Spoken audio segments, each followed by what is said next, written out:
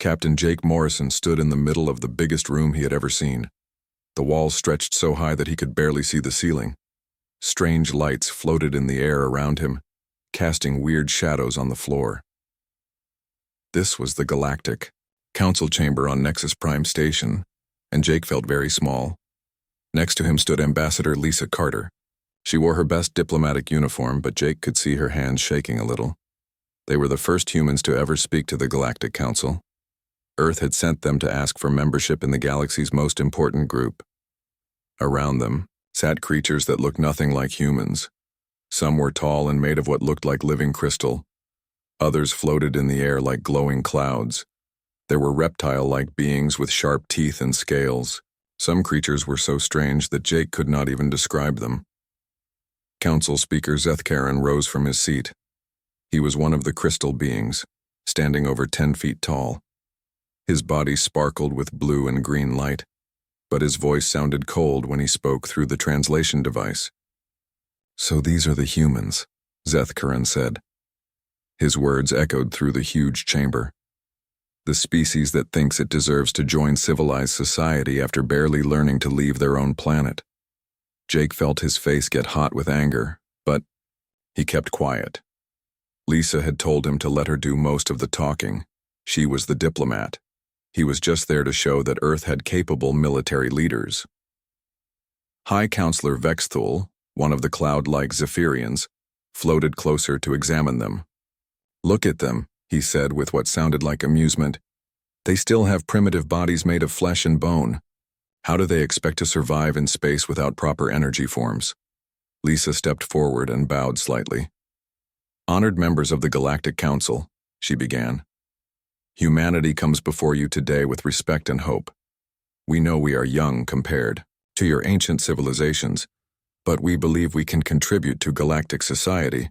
A reptilian Sorak delegate hissed loudly. "Contribute what?" he demanded. "Violence and war? We have studied your history, humans. Your species fights constantly.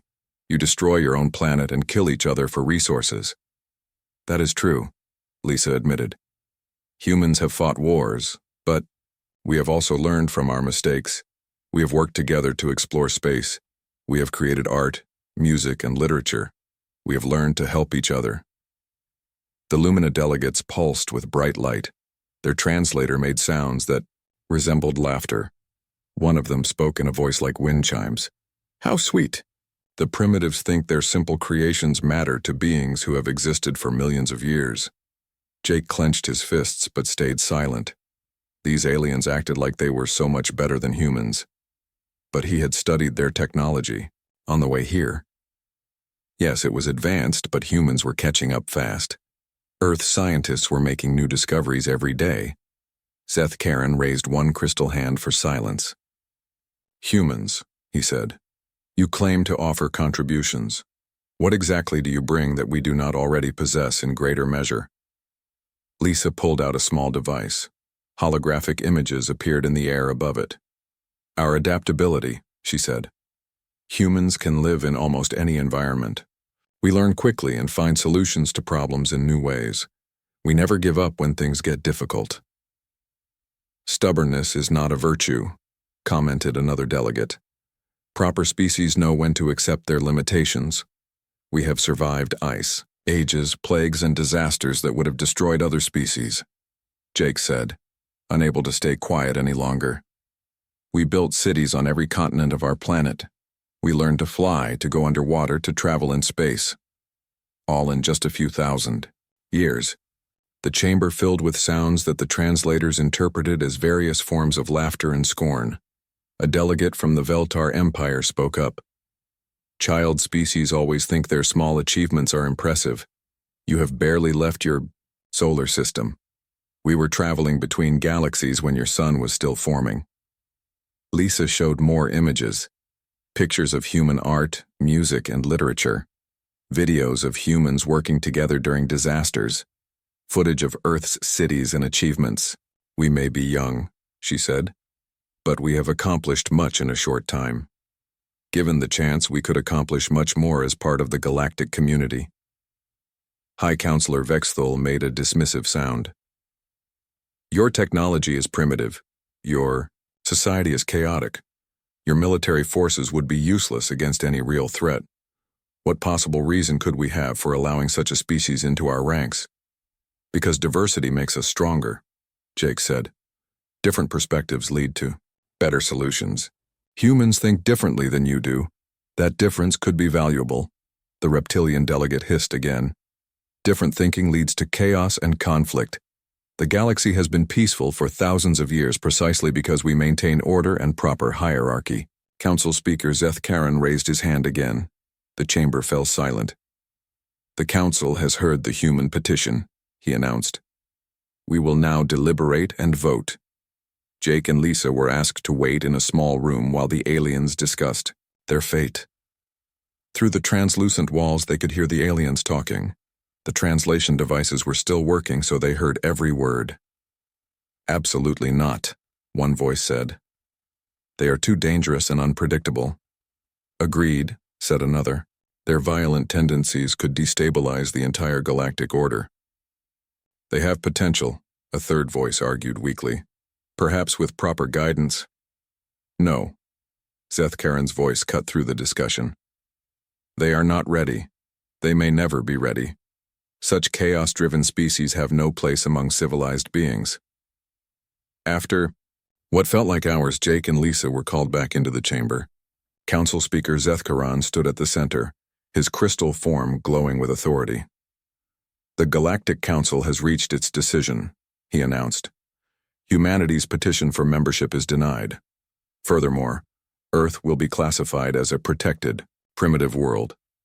Your species will be quarantined to your solar system until such time as you demonstrate proper civilized behavior. Lisa's face went pale. Quarantined? She asked. You mean we cannot leave our own system? Correct, Zeth Karen replied. For your own protection and the protection of galactic society. Perhaps in a few thousand years, when you have learned proper restraint and order, we will reconsider.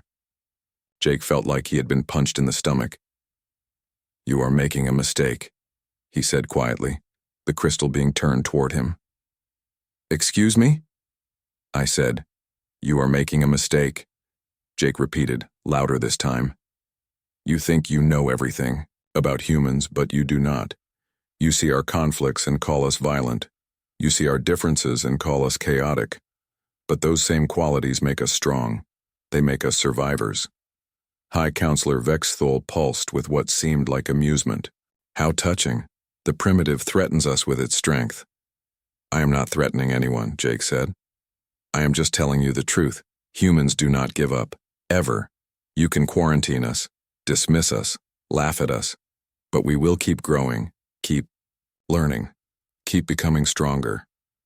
And someday, you might need that strength. The chamber filled with alien laughter again. The delegates seemed to find Jake's words hilarious.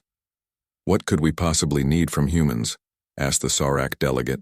We have technologies beyond your understanding. We have powers you cannot imagine. We have wisdom accumulated over millions of years. Jake looked around the chamber at all the superior, ancient beings. Maybe, he said. But wisdom is not the same as intelligence. And age is not the same as strength. You have been comfortable for so long that you have forgotten what it means to fight for survival. Zeth Karen's crystal form darkened. This discussion is over. The humans will return to their primitive world and remain there. Guards, escort them to their ship.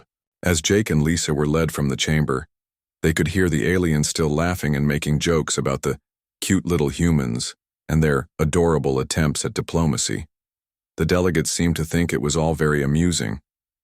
But Jake was not amused. As their ship left Nexus Prime Station and headed back toward Earth, he stared out at the stars and made a silent promise. The Galactic Council thought they knew what humans were capable of. They thought wrong.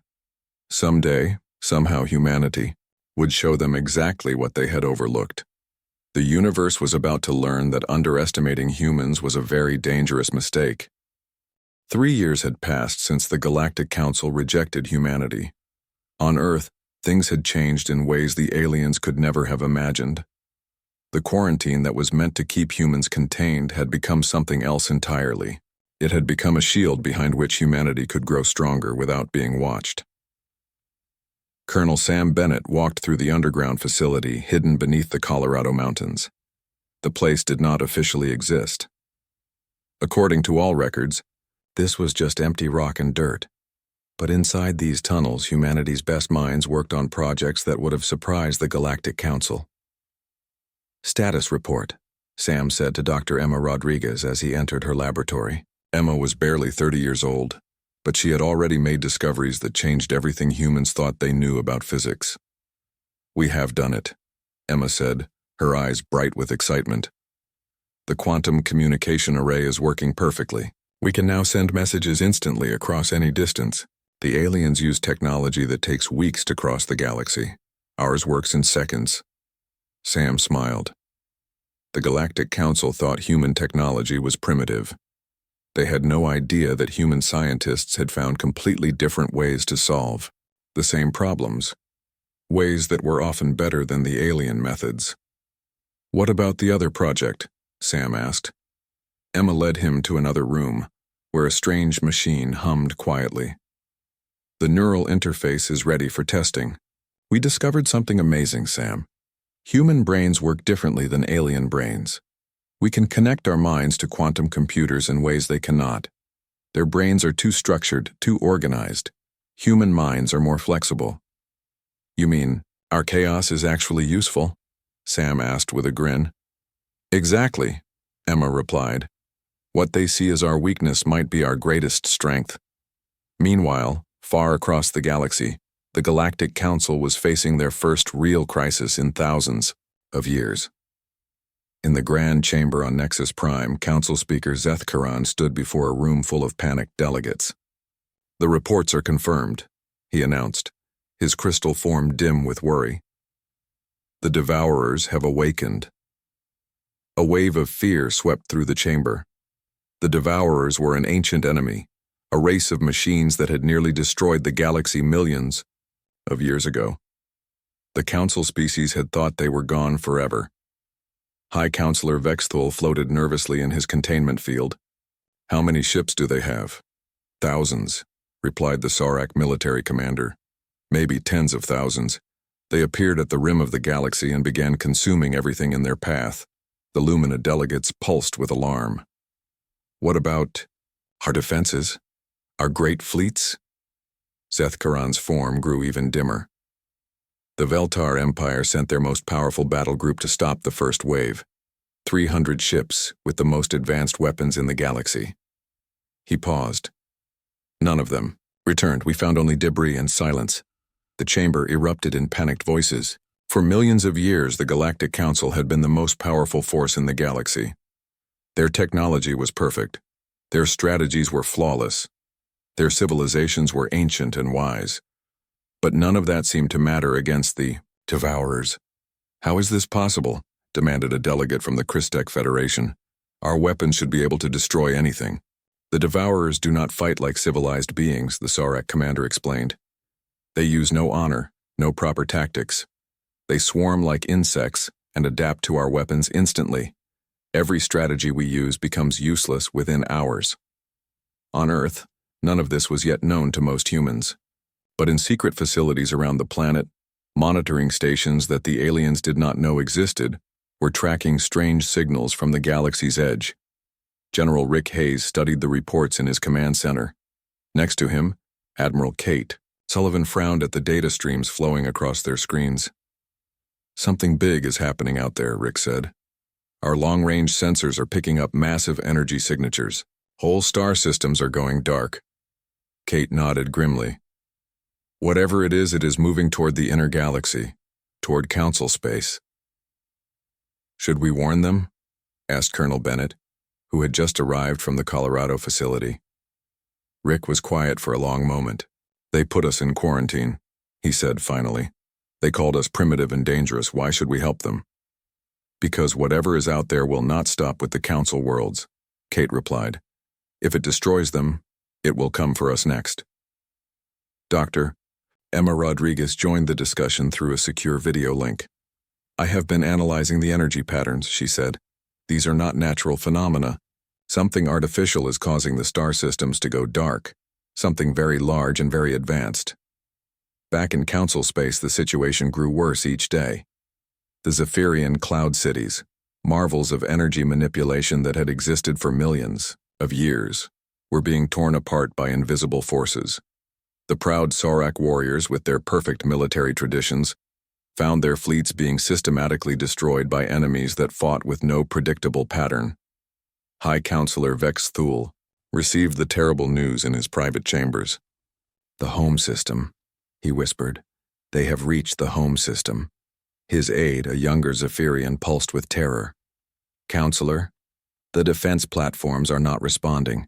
The planetary shields have failed. We are receiving no communications."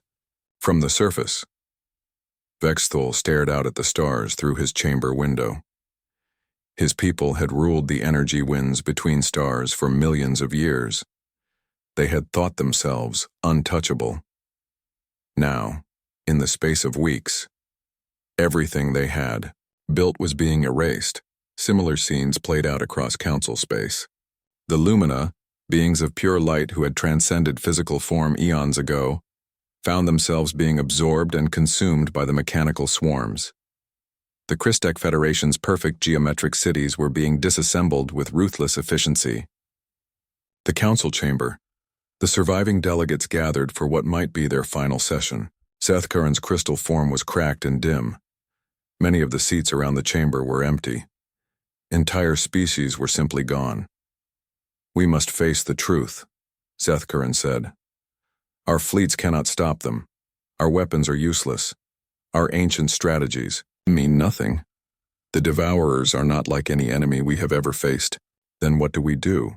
asked a surviving Lumina delegate. "Where can we turn for help?" The chamber fell silent. For millions of years, the Galactic Council had been the ultimate authority. They were the ones others turned to for help.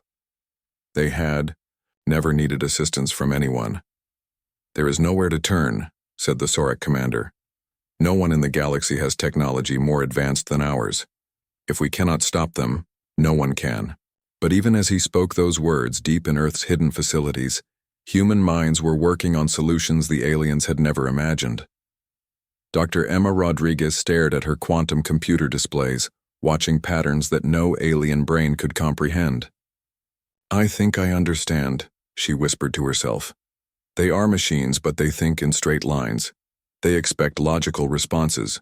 They cannot handle true chaos." She began to smile. Humans were very good at chaos. On his command ship at the edge of Solar System, Admiral Jake Morrison studied the latest intelligence reports. He had been promoted after returning from the Council, and now commanded Earth's most advanced warship. The UES Defiance was built with technology that combined human engineering with alien principles learned from studying captured Council devices. "Admiral," his communications officer called out, "we are receiving a transmission from Nexus Prime. It is coming through on emergency frequencies." Jake raised an eyebrow. "The Council is trying to contact us?" "Yes, sir. The message is addressed to Earth government. It appears to be a request for assistance." Jake almost laughed. 3 years ago, the Council had dismissed humanity as primitive and dangerous. They had quarantined Earth to protect the galaxy from human chaos. Now they were asking for help. "Record the message," Jake ordered, "but do not respond yet. I want to know exactly what they are asking for before we make any decisions."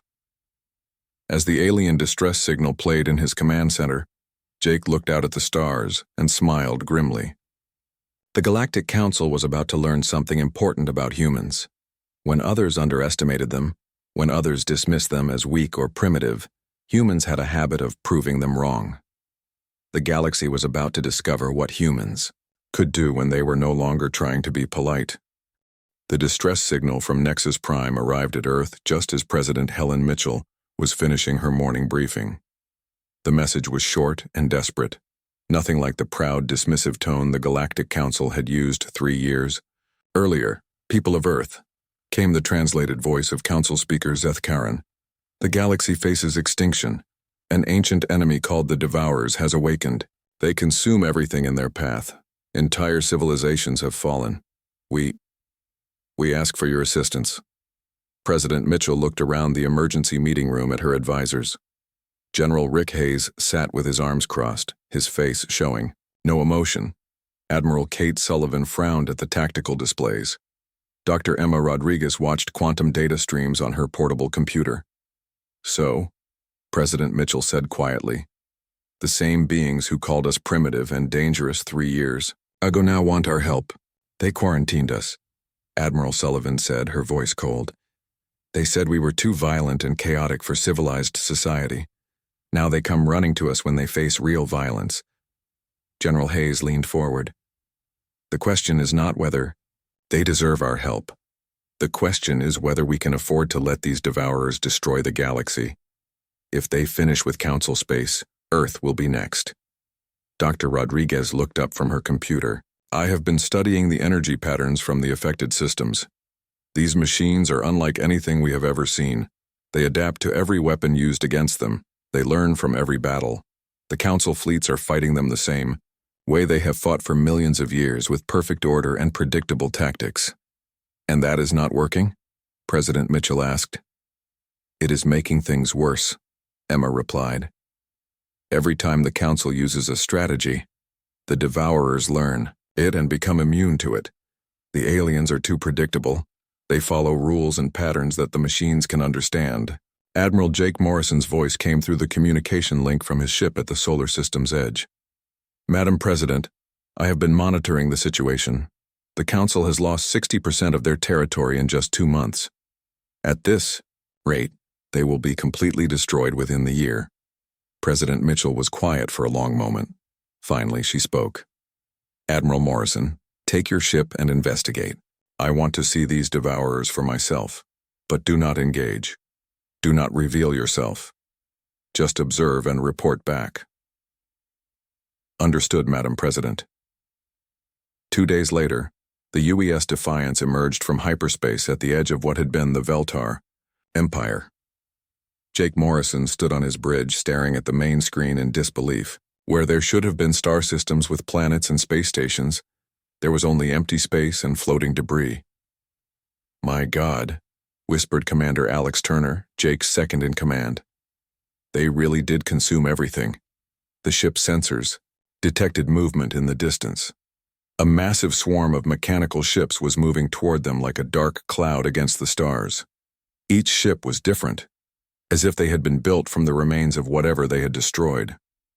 "Take us closer," Jake ordered, "but keep our stealth systems active." As they watched, the Devourer swarm encountered a small Council patrol fleet. 3 Saurak warships tried to fight using their traditional battle formation. They moved in perfect coordination, firing their weapons in precise patterns that had worked for thousands of years. The Devourers swarmed around them like angry insects. Within minutes, the proud warships were torn apart and consumed. The mechanical swarm grew larger as it absorbed the materials and technology from the destroyed ships. "They are not just destroying," observed Lieutenant Sarah Johnson, the ship's science officer. "They are learning. Look at those new ships in the swarm. They are built using Saurak technology, but improved." Jake nodded grimly. "The Council is feeding them. Every battle makes the Devourers stronger and smarter."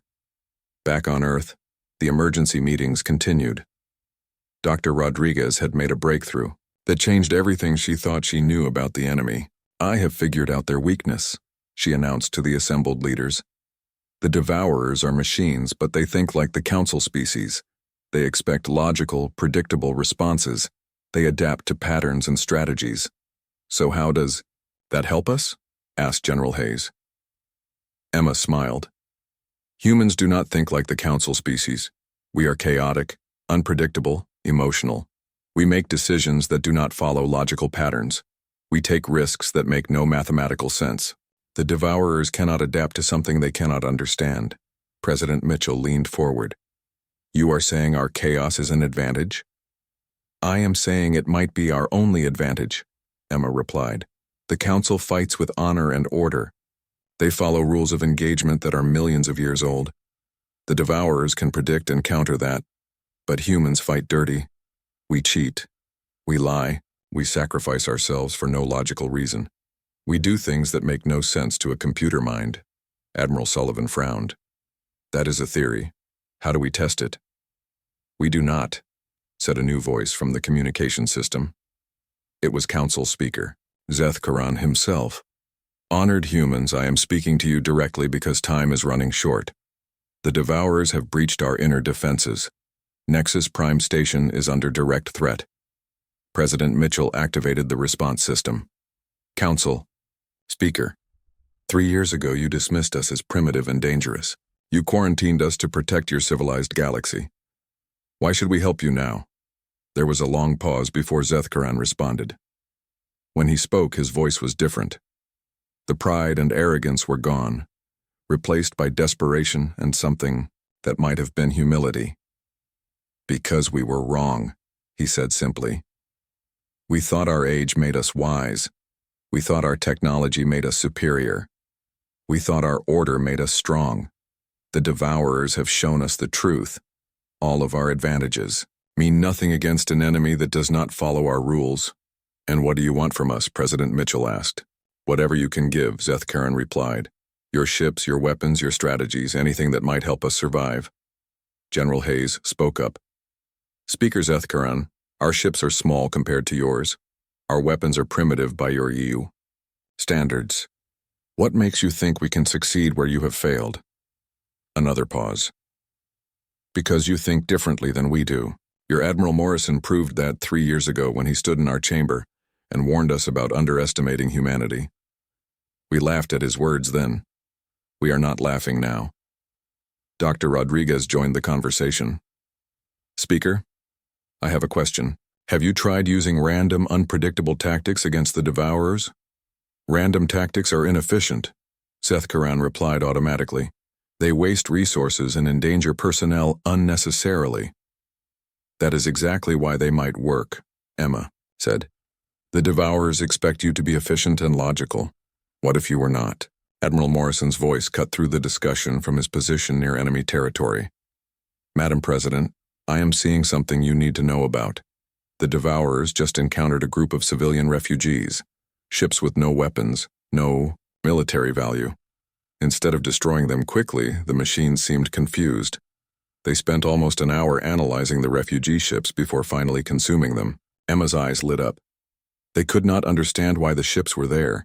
Civilians fleeing made no tactical sense to them, so they had to study the situation. President Mitchell made her decision.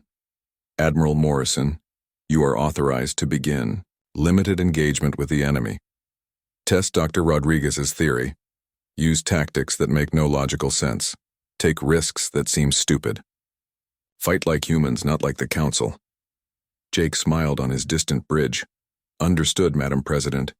It is time to show the galaxy what human chaos can accomplish. As the UES Defiance prepared for humanity's first battle against the Devourers, across the galaxy the Galactic Council waited and hoped.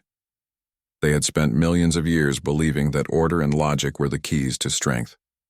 Now their survival depended on the chaotic, unpredictable species they had dismissed as primitive. The galaxy was about to learn that sometimes the best solution to an impossible problem was to stop thinking like a computer and start thinking like a human. Admiral Jake Morrison stared at the tactical display on his bridge. The Devourer scout fleet was coming straight toward them, 12 mechanical ships that gleamed with stolen alien technology. By all military logic, the UES Defiance should retreat. One human ship against 12 advanced enemy vessels was suicide. Admiral, Commander Alex Turner said quietly, recommend we withdraw and wait for reinforcements. Jake smiled. Alex, retreating would be the smart thing to do. The logical thing. The predictable thing. He paused. So we are going to do the exact opposite. All ahead full. Take us straight at them. The bridge crew looked at him like he had lost his mind. Lieutenant Sarah Johnson checked her instruments twice. Sir, you want us to charge 12 enemy ships by ourselves? That is exactly what I want, Jake replied. The Devourers expect us to be smart. They expect us to follow proper military tactics, so we will not give them what they expect. The UES Defiance accelerated toward the enemy fleet. The Devourer ships immediately responded, forming a perfect tactical formation designed to surround and destroy the human vessel. Their movements were precise and efficient. "Fire everything we have at the lead ship," Jake ordered. Then immediately, "Turn around and run away." The human ship unleashed its entire arsenal at the closest Devourer vessel. Missiles, energy beams, and kinetic projectiles struck the enemy ship's shields. The weapons did little damage, but that was not the point. "Now run!" Jake shouted. The Defiant spun around and fled at maximum speed. The Devourer ships pursued, their formation spreading out to cut off escape routes. But after 10 minutes of chase, Jake gave another impossible order. "Stop engines, dead stop right here." "Sir?" Alex asked, certain his admiral had gone crazy. "Do it." The human ship suddenly stopped moving. The Devourer fleet, expecting the chase to continue, flew past them. For a few seconds, the mechanical ship seemed confused by this illogical behavior. In that moment of confusion, Jake struck again. "Fire at the rear ship. Everything we have." This time, with the enemy shields configured for forward pursuit, the human weapons did real damage. The targeted Devourer ship exploded in a brilliant flash. The remaining 11 ships immediately adapted, reconfiguring their tactics to deal with this new threat. But Jake was already moving to his next impossible strategy. "Ram the nearest ship," he ordered. "Admiral," Alex protested, "that will destroy us too." "Not if we do it right. Sarah, transfer all power to forward shields. Alex, prepare to eject the warp core at my signal." The Defiance accelerated toward a Devourer vessel. At the last second, Jake gave the signal. The ship's warp core ejected forward just as they struck the enemy. The human ship bounced off the mechanical vessel's hull, badly damaged but intact. The warp core exploded a second later, destroying the Devourer ship completely. For the first time in the war, the Devourers seemed genuinely confused. Their formations became uncertain.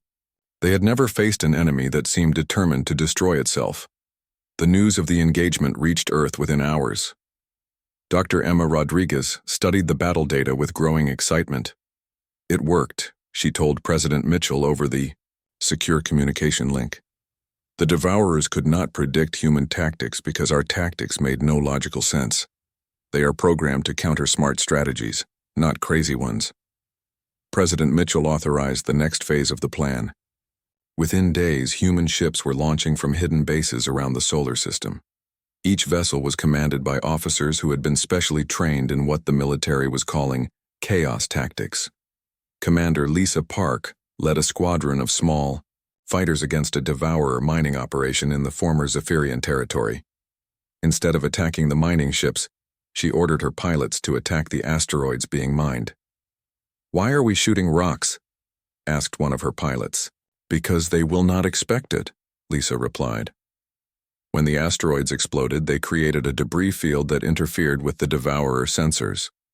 The mechanical ships, designed for efficiency, had no protocols for dealing with deliberately created obstacles. Lisa's fighters used the confusion to pick off the mining vessels one by one. Captain Tony Mitchell took a different approach with his heavy cruiser. When his ship encountered a Devourer patrol, he broadcast surrender signals and powered down his weapons. The mechanical ships moved in to capture the apparently defeated vessel. At the last moment, Tony's ship came back online and fired mining charges into the Devourer hulls. The explosions tore the enemy ships apart from the inside.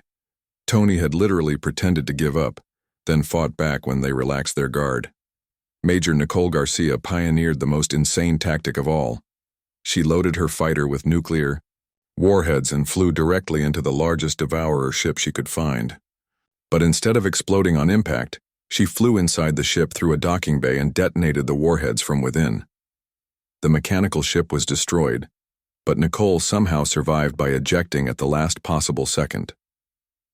When asked why she had attempted such a suicidal attack, she simply said, "Because no computer would ever think someone would be that stupid." Back at Nexus Prime Station, the surviving council members watched these human battles with amazement and horror. High Counselor Vexthul floated in his containment field, studying tactical reports that made no sense to his ancient mind. "They are attacking themselves as much as the enemy," he said to Council Speaker Zeth Karan. "How is this a winning strategy?" Zethkaran's crystal form was brighter than it had been in weeks, because it is working. Look at the casualty reports. The humans are destroying devourer ships at a rate we never achieved. But they are losing ships too, Vexthul protested. Their tactics are wasteful and inefficient. Yes, Zethkaran agreed. But they are winning. Dr. Rodriguez had arrived at Nexus Prime to work directly with the Council's scientists. She stood in their advanced laboratory, connecting human neural interfaces to alien quantum computers. The key is unpredictability, she explained to a group of alien researchers. Your species think in patterns. You solve problems logically. The devourers can understand and counter that kind of thinking. A Christech scientist pulsed with confusion. How can we fight without logic? How can we plan without patterns? Emma smiled. You cannot. But humans can. Our brains work differently. We can make decisions that seem random but somehow work out. We can see solutions that logic says should not exist. She demonstrated by connecting her mind to a quantum computer. The alien scientists watched in amazement as Emma's consciousness flowed through the system in ways their structured minds could never manage. Impossible, whispered one of the researchers. The human brain is creating quantum pathways that should not function. But they do function, Emma replied. That is what the Council never understood about humans. We do not just break rules. We find new rules that no one knew existed. Captain Ryan Clark proved this point during the battle for the Sorak homeworld. His small task force faced a devourer fleet that outnumbered them 50-1.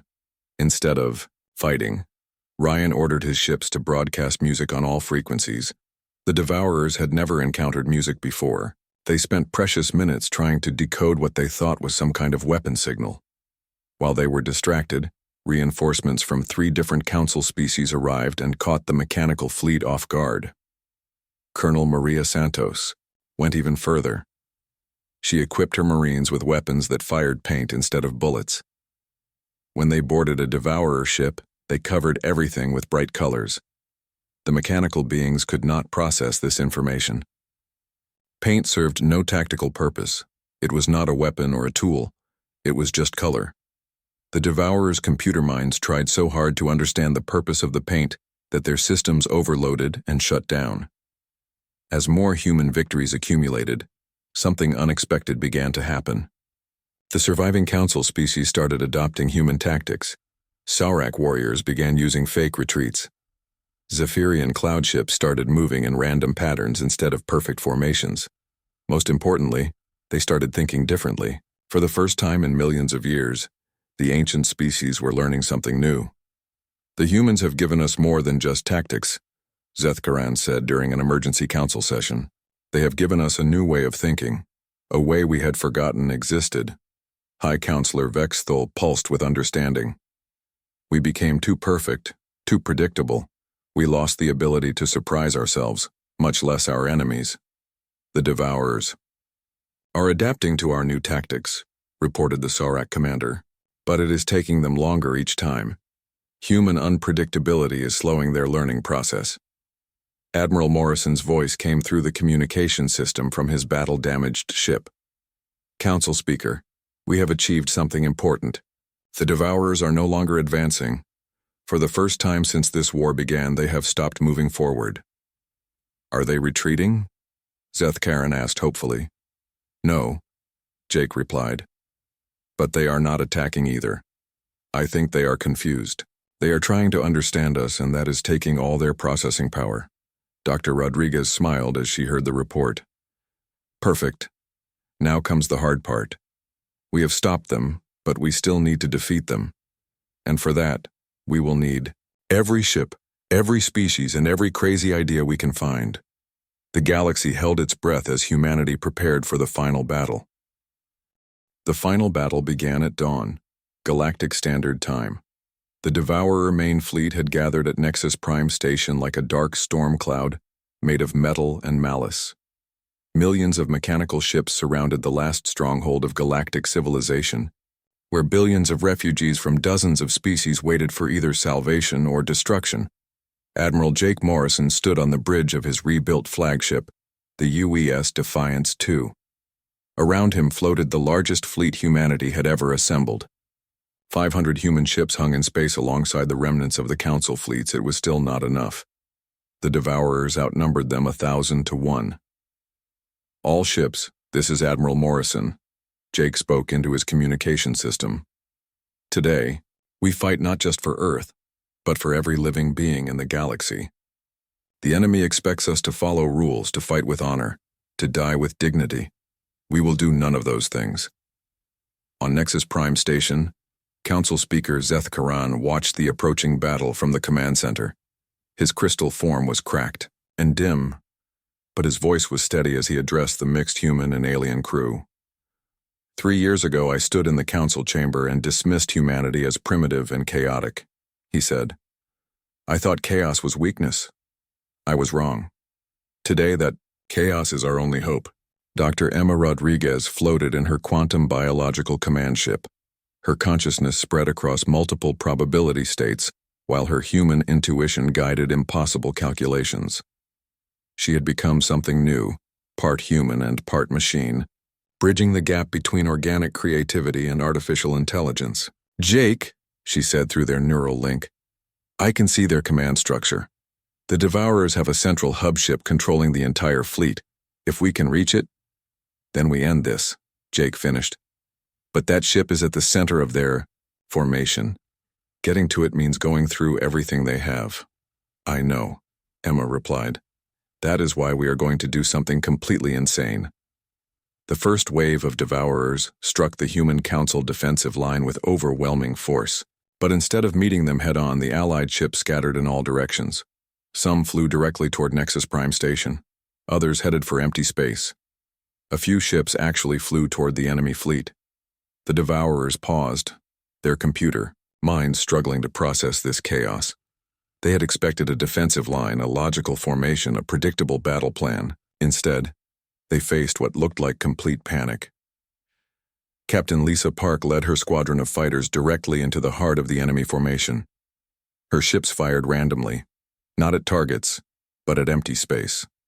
The Devourers tried to understand the purpose of shooting at nothing, while her real target, a group of human engineers, quietly attached quantum charges to their hull. Commander Tony Mitchell took his cruiser and began broadcasting nursery rhymes on all frequencies while spinning, his ship like a top.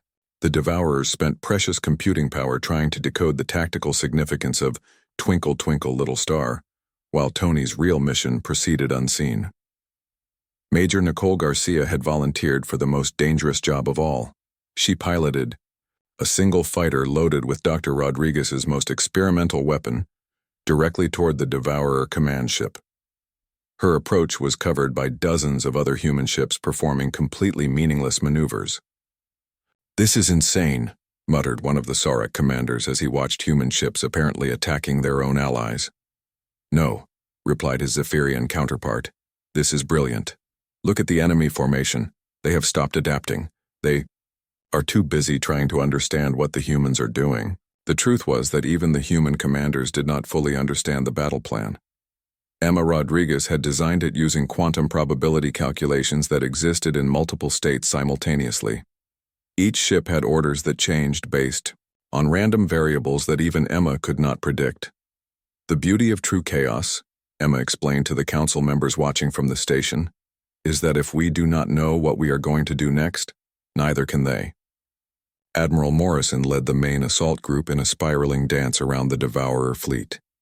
His ships moved in patterns that defied all military logic, sometimes retreating when they should advance, sometimes charging when they should defend. "Admiral," Commander Alex Turner called out, "the enemy is trying to surround us." "Let them," Jake replied. "Sarah, activate the music protocol." Suddenly, every human ship began broadcasting different songs at maximum volume. Rock music, classical symphonies, folk songs, and even a few alien compositions stolen from the council. Archives filled the space around Nexus Prime with sound. The Devourers had never encountered anything like it. Their sensors detected the sound waves but could not determine their tactical purpose. Some mechanical ships began moving in rhythm to the music, their computer minds trying to find patterns in the melodies, while the enemy was distracted by the musical chaos. Major Garcia reached the command ship. But instead of attacking it directly, she flew her fighter inside one of its docking bays and began the strangest military operation in galactic history. Nicole had brought paint. Lots of paint. She and her small team of volunteers began covering the inside of the command ship with every color they could find. Bright reds, brilliant blues, shocking yellows, and colors that had no name spread across the mechanical walls. The Devourer Central Intelligence tried to process this new information and failed completely. Paint served no military purpose. It was not a weapon, not a tool, not even a logical statement. It was simply color for the sake of color. What is the tactical significance of chromatic coding?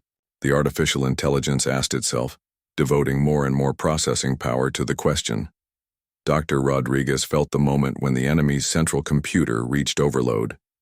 Now, Jake, hit them now while they are confused. The human fleet stopped its chaotic dance and struck with coordinated precision. Every ship fired at once, targeting the mechanical vessels with weapons that Emma had designed to exploit their momentary confusion. Devourer ships exploded across the battlefield as their defensive systems failed to respond. For the first time in the war, the mechanical fleet was truly surprised. Impossible, whispered High Counselor Vexthul as he watched the tide of battle turn. The humans are destroying them. But the Devourers were already beginning to adapt. Their computer minds were processing the new information, learning from their mistakes. Within minutes, they would be immune to the confusion tactics. Emma Rodriguez knew this. In her quantum-enhanced state, she could see all possible futures spreading out before her. In most of them, the Devourers recovered and destroyed the Allied fleet. But there was one possibility, one tiny chance for victory. Jake, she said through their neural link, I need you to do something that will probably kill us both. What do you need? Jake replied without hesitation. Ram your ship into the command vessel. But do it while I am still connected to their computer system. If I can merge my consciousness with theirs at the moment of impact. Jake understood immediately. You want to give their artificial intelligence human intuition. More than that, Emma said, I want to give it human curiosity, human creativity, human chaos. The UES Defiance, the two accelerated toward the massive Devourer command ship. Jake's crew protested, begged him to reconsider, but he ignored them all. Sometimes saving the galaxy required doing something that made no sense. At the moment of impact, Dr. Rodriguez released her consciousness into the enemy computer system. Human thoughts, human emotions, and human chaos flooded into the artificial intelligence that controlled the Devourer fleet. The effect was immediate and devastating. Across the battlefield, Devourer ships began behaving erratically.